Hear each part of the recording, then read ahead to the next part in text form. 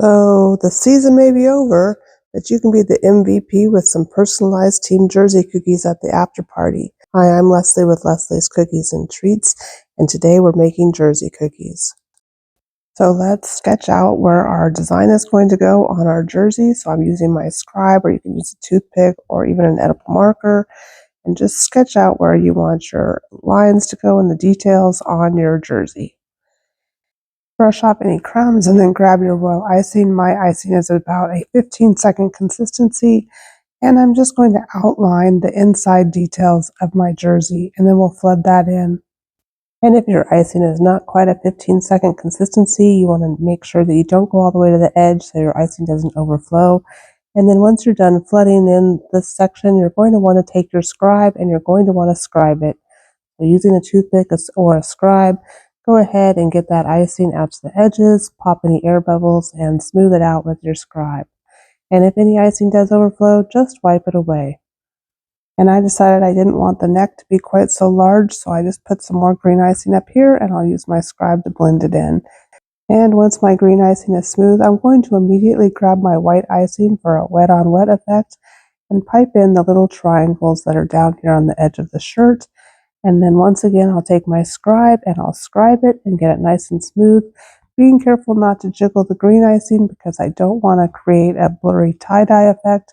I just want the two icings to meet up next to each other so they'll dry smooth as one solid surface. And then I'm going to set this cookie aside to dry until the icing crusts over, which for me is only about 10 to 15 minutes.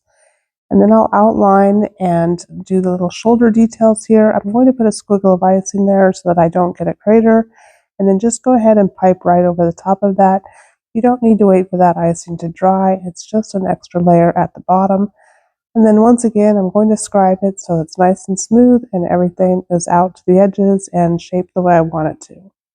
And then this cookie will be set aside to dry again for another 15 minutes before I come back in and add the final white details to the collar and the edge of the sleeve.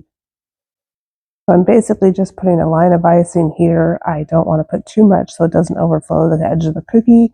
And then I'll just further shape it with my scribe and make sure I look for any air bubbles so that I do not get a crater in these little lines of icing. And then I'm going to set my shirt aside to dry, and while we do that, I'm going to go ahead and pipe the numbers. I have a numbers royal icing transfer sheet that's available on my website, and I'll leave a link to that in the description, but I'm just going to take some detail consistency white icing, and I'm going to outline the numbers here, and then I'll go back in and flood them in with a flood consistency icing. If you want a more detailed tutorial on how I did all of these numbers, be sure to hit that subscribe button. That tutorial will be coming out soon, and that way you'll be notified when it drops. This number transfer sheet is super useful. You can use it for anniversary cookies, for birthday cookies, for graduation cookies, and just about anything you could use a number on. So be sure to check out that video when it drops. Anyway, I let these transfers dry completely. For me, that usually means overnight, and then I can just pop them off the transfer sheet, and then we can stick them on our cookie just using a dab of royal icing in the color of your jersey. I use the color of the background to put on the royal icing transfer. That way, if any sticks out the bottom, it will blend in with the cookie. And these would be super cute with all of the numbers of the team on the jersey so that everyone has their own personal cookie. You could even write their name on it. So thank you so much for watching. I hope this was helpful. And please hit that like and subscribe button. I have new cookie tutorials all the time.